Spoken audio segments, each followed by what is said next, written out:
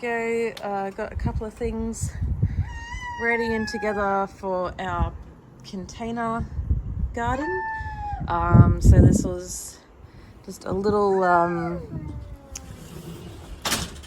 guess, experiment that I'm setting up out on my patio.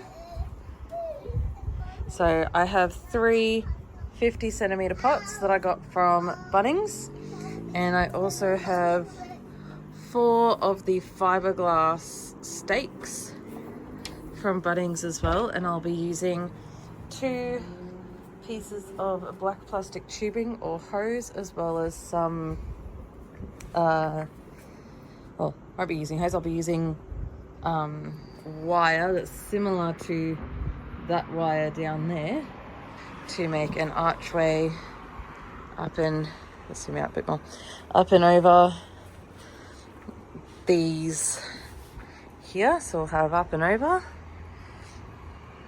And then I'm also going to get some potting soil and a bag of compost and some worm castings to fill these pots up. I still have to get some saucers for underneath and some rocks for the bottom of the pot. So if you're going to keep watching and follow along, we're going to do these 3 pots. We're going to see how much we can grow to help supplement our food bill. Obviously, we supplement our food bill a lot with the rest of the garden, but if you were to just have space for 3 pots or 6 pots, or whatever your balcony can fit, or your like backyard, like what is it called, patio, like anywhere that you can find space for a couple of pots, even if it just happens to be inside the house near your front window, just wherever you're going to get some eastern sun. In this series, we're going to show how well this container system is going to go. I'm going to take you through in this video how we've set this up, and I'm also going to put the cost of everything in it here as well. This way, hopefully you can get like an approximate cost of what it would cost you if you're here in Brisbane or even further down south in Australia or Western Australia. And we're setting this up ready for our summertime gardening. So let's get on with the setup. Okay, so next step of the balcony garden is we've got the archway built. So I used those fiberglass stakes, and I've slid the piping over the top on both sides. I've weaved one side of the piping in and out of this dog fencing, and on the other side, because I had to cut it thinner on the roll, because the roll's like 1.2 meters wide and I only needed a 30-centimeter section, so I cut that off, and I've used the cut end to wrap and secure around the other side, and that means I've got this lovely archway. I can make it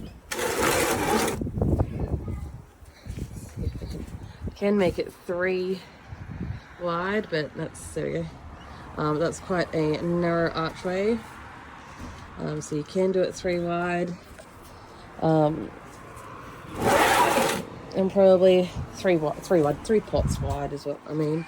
I'm probably going to do it 4 wide, and I can squeeze a extra pot of stuff into my plan, and that is, I think, a total length of 2 meters then on the ground, because we've got 4 50-centimeter pots, or just over 2 meters, and then it's at a height that's as high as I can reach there. So I've gone for what I can grab, so that's probably around 2 meters as well. So that's our setup so far. I'm going to bring up another pot, and I found 2 of my bases. I got to find another pot and 2 bases, and then it's a trip off to wherever has the cheapest soil for pots, so we can show you what to do next.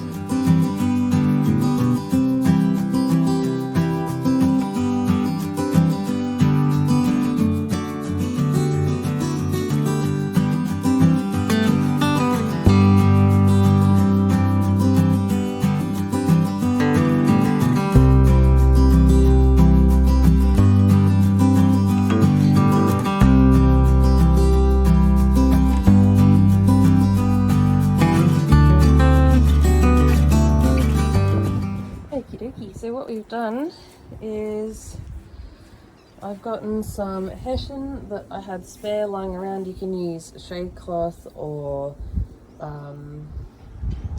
even just fabric if you've got fabric laying around, or a tarp. And our aim with this and wrapping the pots, particularly where the sun's going to hit the pots and excuse me, and the sun's going to come in and heat up these. We don't want the roots of any of these to get hot. And these are black pots, and they're a very thin layer of plastic. Like, there's nothing to it. It's a single layer, so that means the heat can travel in about 5 to 7 centimeters depending on how hot it is for the day, and then that makes this part of the pot become completely useless for growing anything in, because it kills off the roots.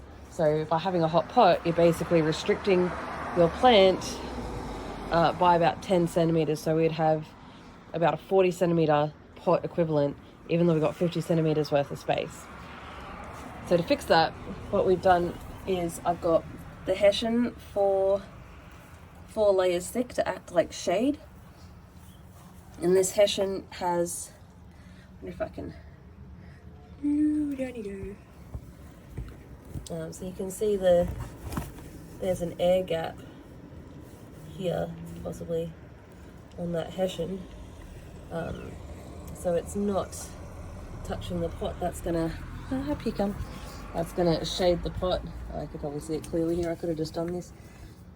So the heat from the sun isn't going to be directly on the black. It's still going to warm it up slightly. This is what we have to do for Brisbane because our sun is so hot. And yeah, so that's the physical setup almost complete.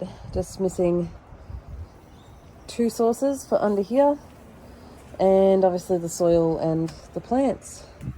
So that's next.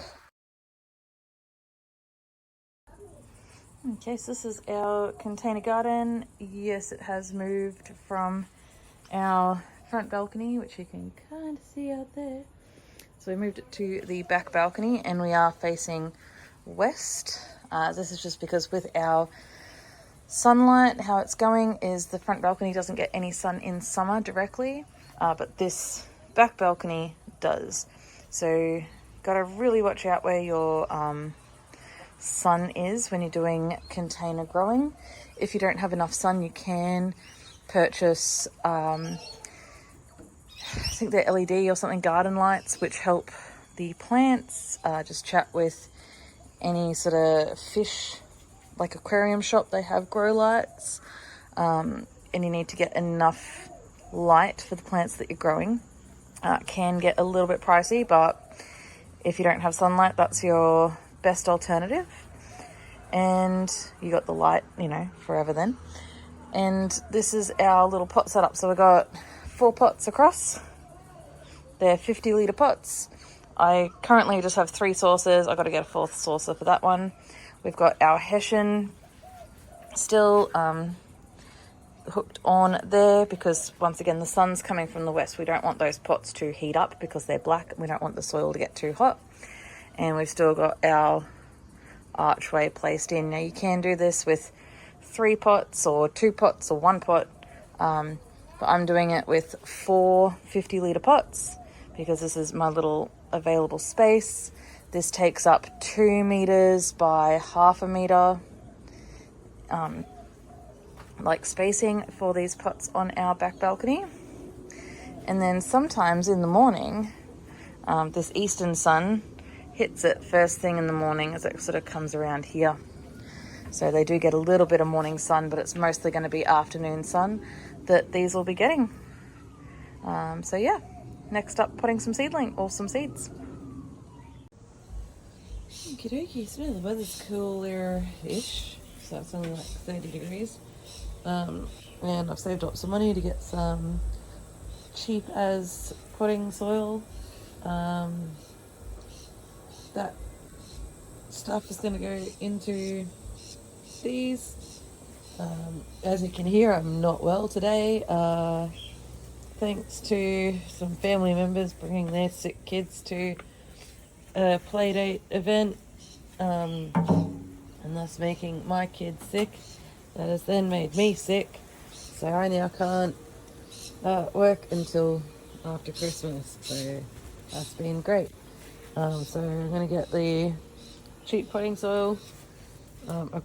These are 50 litre pots, so I've got 2 bags that are 25 litres each, so 2 bags per pot. I'm not going to worry about the bird seed in the bottom of that. And I did get another one of these for the base, so that's all ready to start filling. As you can see, it's quite barky. There's lots of large pieces, so this would definitely not be suitable for anything like carrots or any sort of root crops that you don't want deformed. Like even in the smaller stuff, like there's not that much soil in it, so I'm just going to pH test these now. Okay, so this is the I grabbed a little pinch from each pot, just from the top section. I've already mixed in my dye indicator with a clean spoon, and now I'm just gonna attempt to powder coat this. My gut feelings, this is going to be quite high, so like an 8 or a 9, maybe even a 10.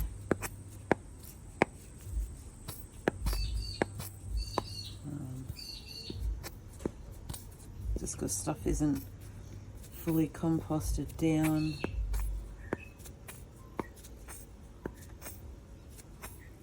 It's still rotting, so it still has a higher pH. So we've dusted our stuff over the top,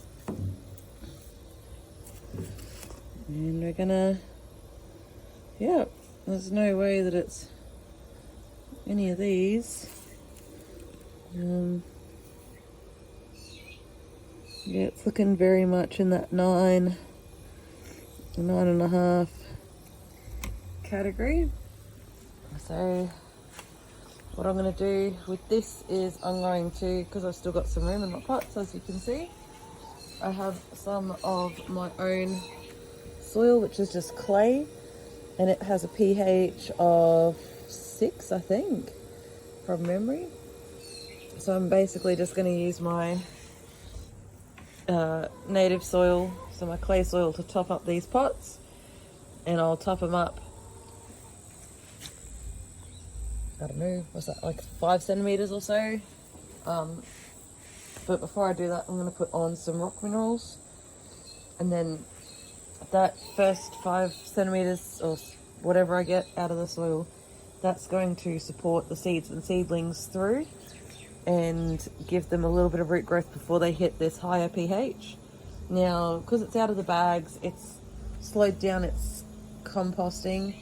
It should get weaker, so it should head more into the neutral part of the pH scale, which is better for plants. Plants actually like neutral to slightly acidic for the stuff I'm growing in here.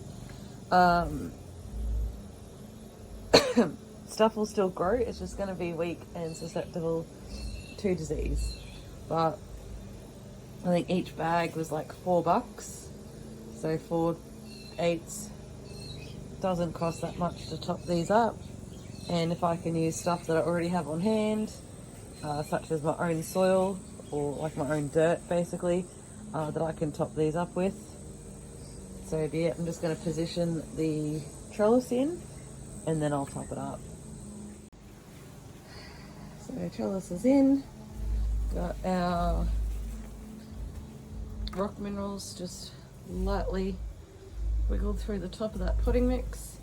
Now just got to summon the energy to go downstairs and cart up probably 20 litres, so 20 kilos at least of some of my clay soil that I got sitting around in bags from holes that we've dug out. So I've topped up the pots with our native soil, which is, as you can see, that's all shitty clay, but that's okay. Its pH is neutral, and we've got the rock minerals in the underneath layer, and then all of that potting mix, which is still in the composting stage of breaking down. All of that's underneath. So we got a good lasagna effect happening, and as you can see, I've got some plants in here. A type of large tomato. I'm still not sure which one. I'll figure it out later when I'm editing and pop it up. Got our tender crisp celery. Got a dandelion, calendula, hopefully perpetual spinach, but it's hard to tell because the grasshoppers have eaten so much. Around this edge here, I have our spring onions. And then over here is the garlic chives and the other tomato. So I'm just about to go and add these seeds